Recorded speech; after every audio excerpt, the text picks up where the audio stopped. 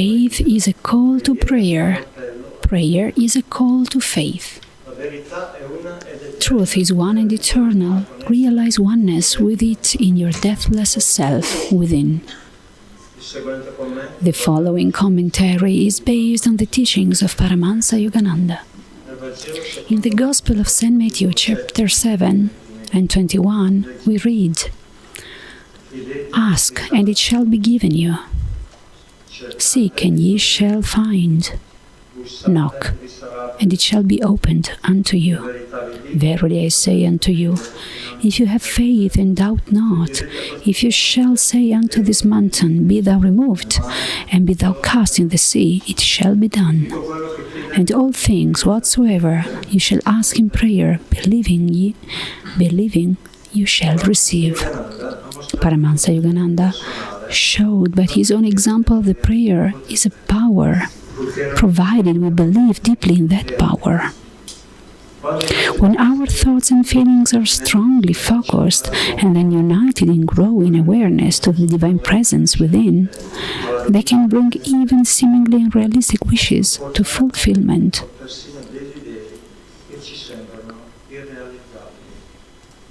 When Paramahansa Yogananda was in charge of his school in Ranchi, in India, he took the boys on occasional outings to the surrounding countryside.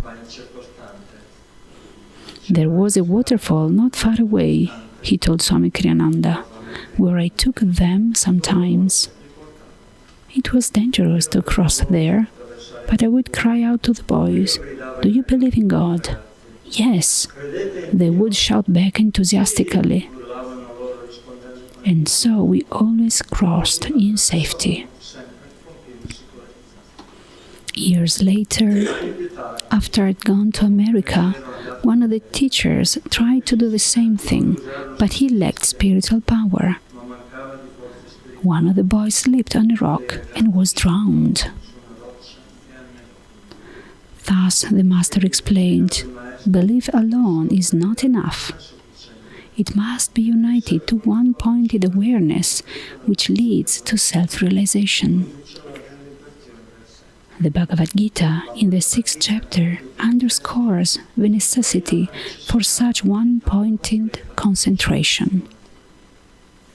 Whenever the mind, fickle and restless, wanders off from its concentration, let the meditating yogi withdraw it resolutely, spurning every distraction, no matter how alluring, and bring it back again and again under the control of the self.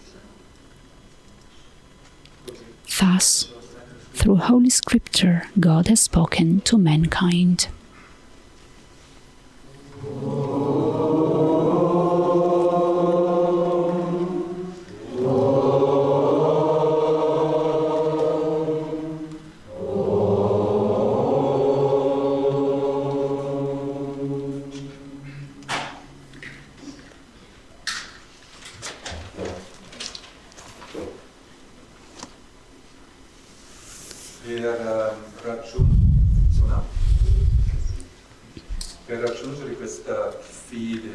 To be able to reach this faith, this concentration, we have to use all our faculties.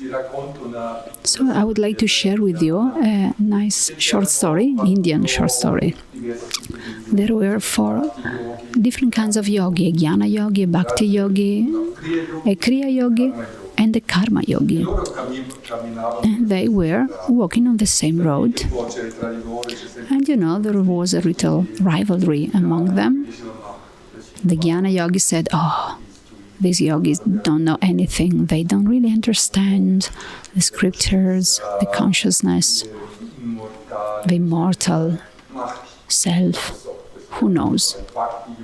The Bhakti yogis had compassion for the others, saying, "Oh, poor them. They don't really have a real faith. One is always working, the other one always studying, the other one always meditating. And where is devotion? Where is love? They never do pujas." And the karma yogi said, "Oh, look at these 3. They are so lazy, all day meditating, studying, and nobody works. And who is doing the work of the Lord? And the Kriya Yogi was saying only so the true understanding of prana, of inner energy, can give you real, true self-realization. So the other three yogis are doing inferior things. And they went on and on like that. Then bad weather came, strong rain, storm, hail. So the four of them said, "Oh, what can I do? We have to find a shelter somewhere." So the Bhakti Yogi, who knew all the temples of the area, said, "Oh, I know, up there is a small temple. We can go there." So they found this old, broken, sheltered temple with a old murti in the middle, and there were lightnings. So these four yogis went really at the center around this statue, this murti. And all of a sudden, the Lord appeared to them, and they said, "Oh Lord, why are you appearing now? Why do you show yourself now?"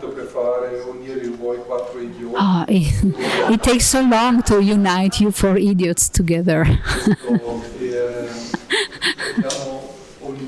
So we really have to unite all our abilities and aspects of our nature to be successful on the spiritual path.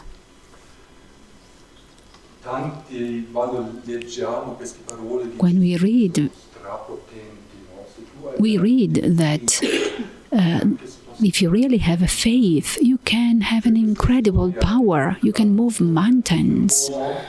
There is also the story of a man, a Christian, who believes in these words.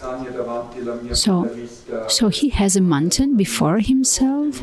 He wants to have a better view, so he decides to pray all night to move that mountain. He opens the window in the morning and he said, I knew, the mountain is there.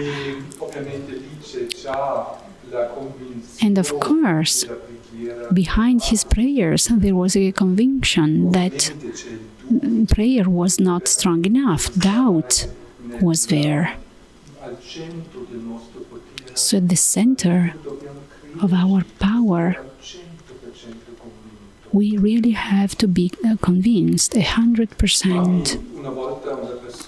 Once a person went to Swami. This person had cancer in it very advanced. It was advanced. And Swami said, and this man said, I want to be healed by prayer. And Swami Kriyananda looked calmly in his eyes and said,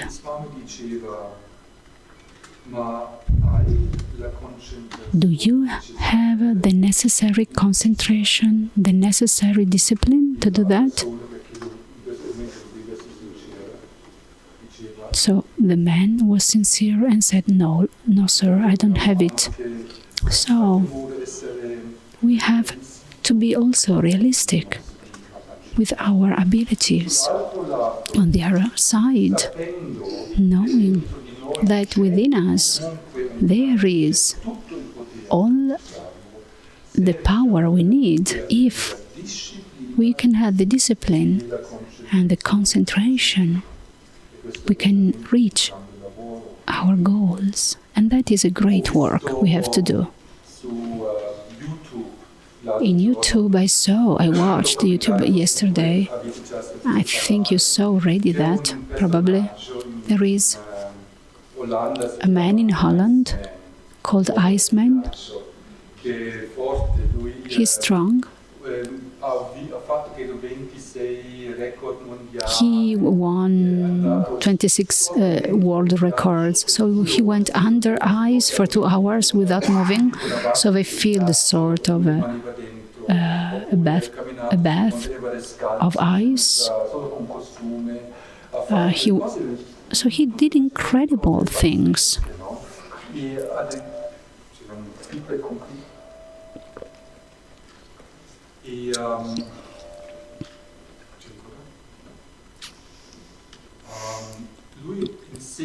So he teaches a technique. So you can do these things. It is a sort of a pranayam. It's a very intense breathing, and then you have to believe 100% in what you are doing. He also teaches a way to go breathless. Already after a few days, you can go breathless for 3 minutes or so, and somehow he can resist in ice water. And I'm sure you want to do this practice immediately. Huh?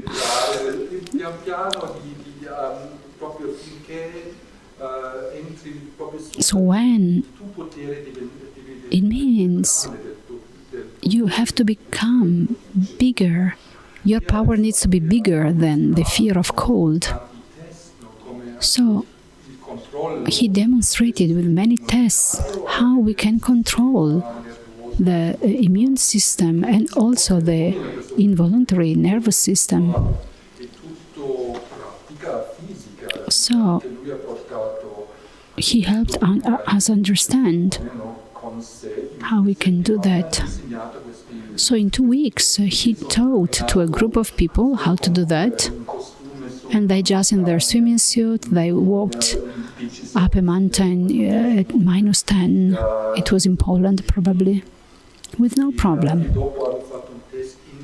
They made a test after that, injecting viruses, and they were so powerful that with their dual power, they were able to reject these viruses.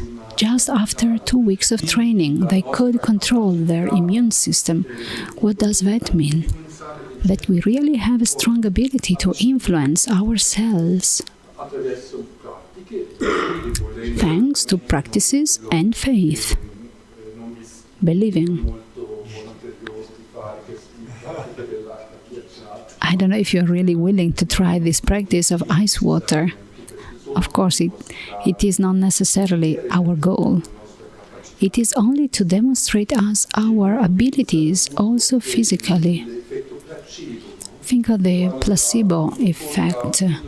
A doctor gives a fake pill to someone, and 30% of the effect is reached by the patient.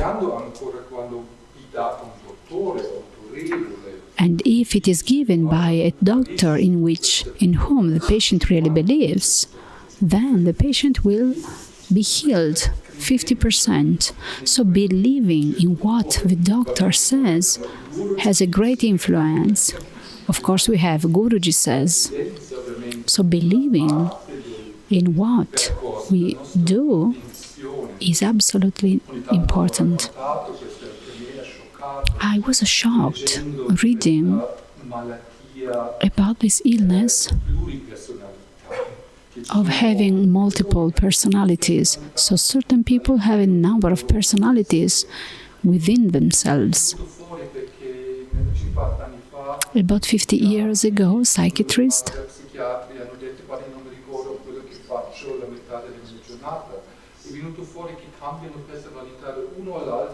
explored this area, and they found out that sometimes they lost memory of their patients or their work. It is sort of a kind of double personality, and certain illnesses like diabetes can cause the same. Even the color of the eyes can change.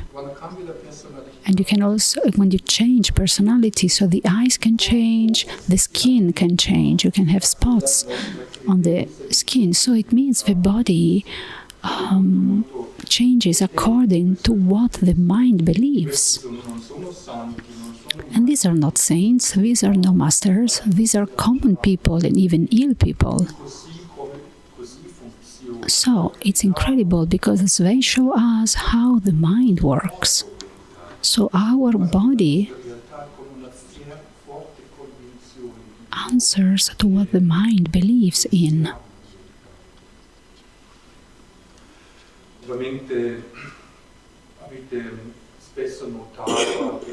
I think you noticed that people who are very successful are very secure in themselves. I have a friend I met since I was 7, 8. I met him when he was 7, 8 years old. When he grew up, I was surprised of how much he was convinced of his abilities.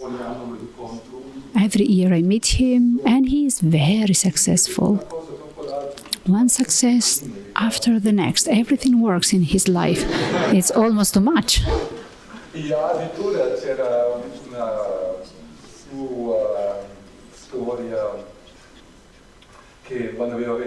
When he was 28, he had a prophecy.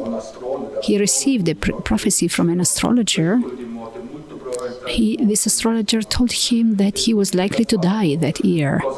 So, what would you do in his place? You would maybe try to protect yourself, and he did the opposite. Okay, I will defeat death. So he went around by moped. And he also created a movie on this. And he went on the highest peak of the 5,600 meters in Ladakh before they opened that area. So he really defeated death, and nothing bad happened because his willpower to affirm life was much, much stronger than death. And this is interesting.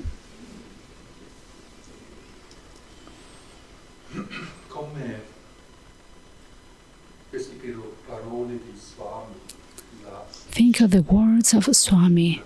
Concentration and discipline are the key to how to reach this ability of being able to become creator of our reality. In India, there are so many stories about this. What happens to the devotees and the masters? Before becoming masters, they do a lot of tapasya. And you hear that, that saint is not here. He is on that mountain doing tapasya.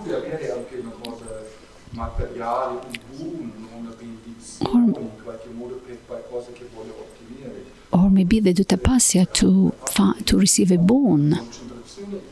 So they do practice concentration and discipline. Think of the story of Parvati, Shiva's wife. She was so much in love with Shiva, but you know Shiva was always meditating. He didn't even look at her. He didn't care. So she went there with her beauty. He changed shapes in order to attract Shiva. But of course, nothing. Shiva was perfectly meditating in steadiness, in stillness. So she understood he is a yogi. So I don't need beautiful clothes. I need to become like him. So she went to Himalayas. She changed her clothes and put on yogic clothes. And she practiced for years and years, practicing concentration on Shiva, only Shiva. And with all her intention, focus, she realized who Shiva was. Only then, they say that around her everything changed. The wild animals became tamed, more beautiful flowers grew around there. There was this incredible energy around her. thanks to her tapasya. Even nature so changed around her. At a certain point, Shiva, in his infinite field of concentration, he noticed the power of this woman, so he opened a little one of his eyes and saw her. So he said, well, I have to test this woman. She changed shapes. She looks like a Brahmin appears to Parvati and says, what are you doing? You're losing your time. This Shiva smells bad, full of ashes. He never washes himself. He's ugly. You're a princess.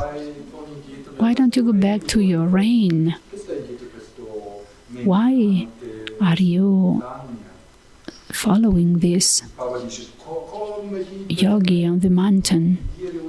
And she said, how do you dare to say anything bad on my Lord Shiva?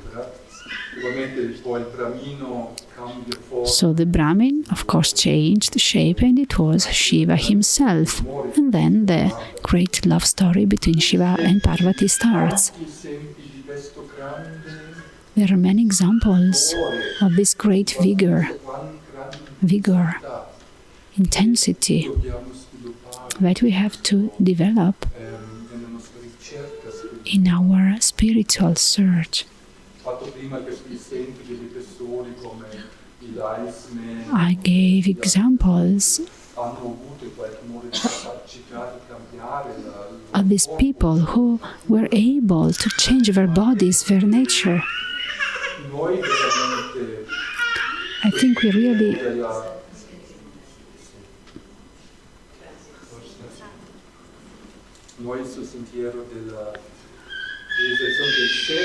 I think that on the path of self-realization we have a different goal, that is to find freedom, to be free from anything, from everything.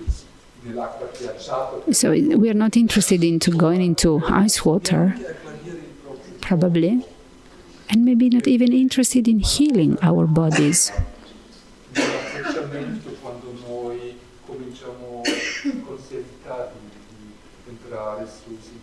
So something changes when we start our spiritual path.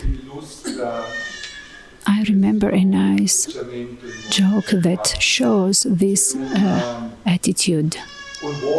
There is a man praying, "Oh Lord, Lord, change this situation. I ask you, I beg you, change this situation of my life." On the next page, you see God saying, frustrated, it was so difficult to create this situation for this man, to change him, and he wants that I change the situation.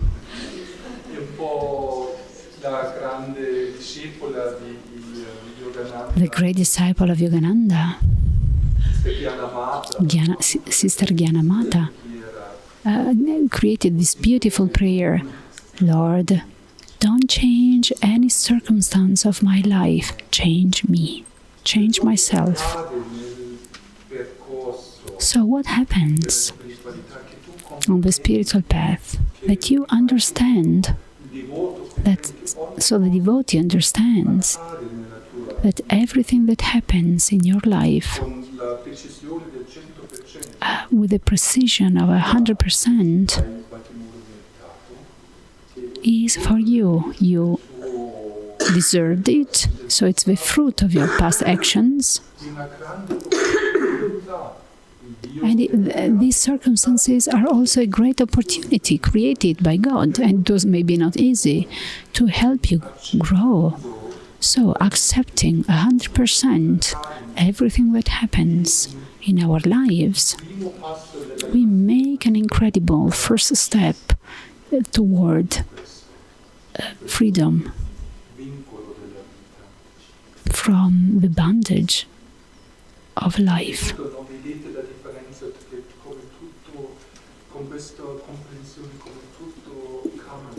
If you do this step, everything will change, your understanding will change.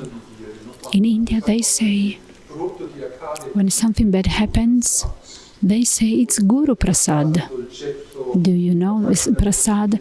It is the sweet, the cake that after a devotional ceremony, the master gives you. It's blessed food.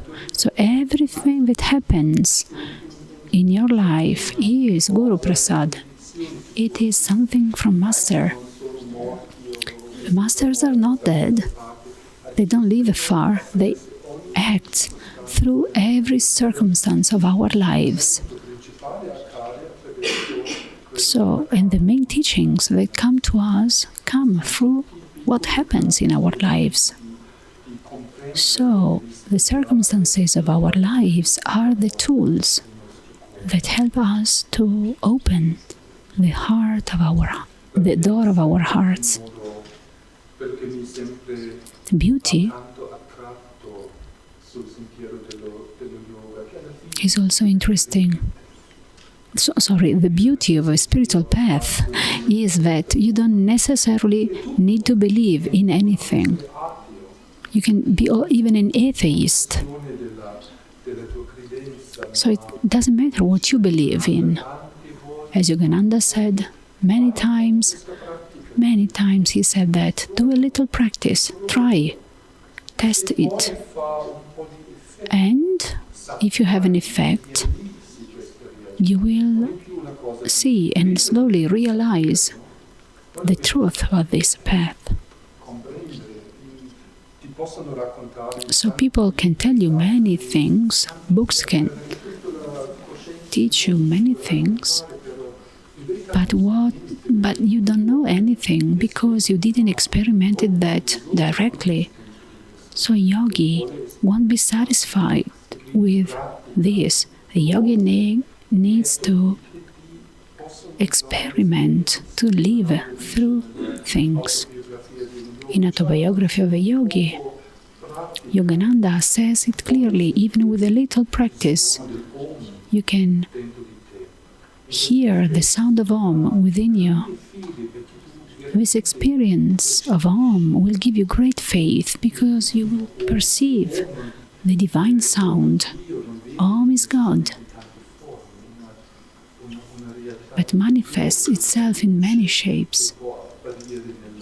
It can be a light that appears when you are deeply meditating, or a joy that is strong and completely new to yourself. These experiences are real.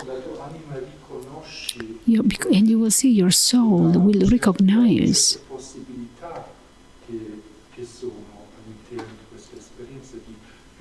these experiences. And the deeper and more intense your meditation is, the more you can experiment. You can feel this experience, you can receive these experiences. Somehow we have to break. In a sense, we might say that we fell in a false belief, in a false religion. This religion, since we were young children, taught us that we are bodies, that we are these personalities, that this material world is real. So this is a false belief, according to the yogis.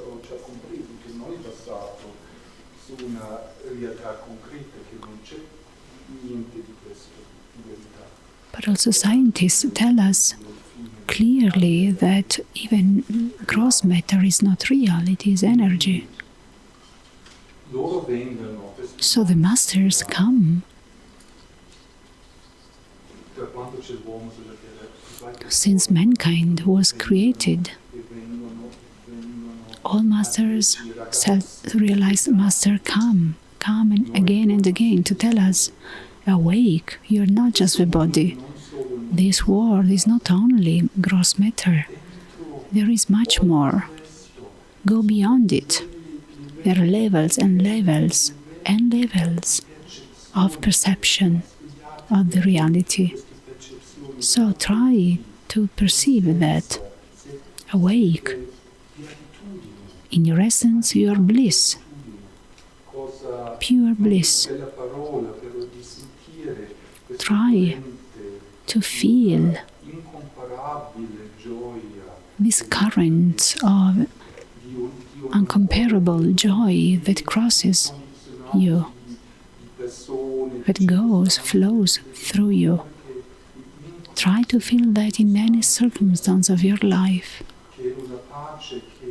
There is that joy and the peace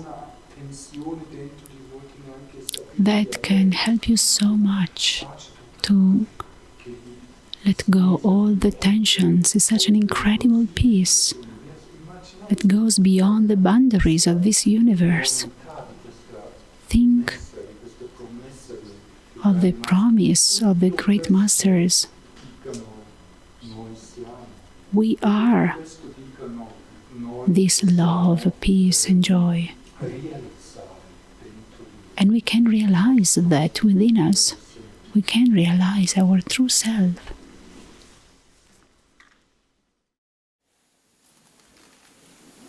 Oh, Signore mio altissimo, la mia vita dedico a te, le fatiche, gioia e dolore,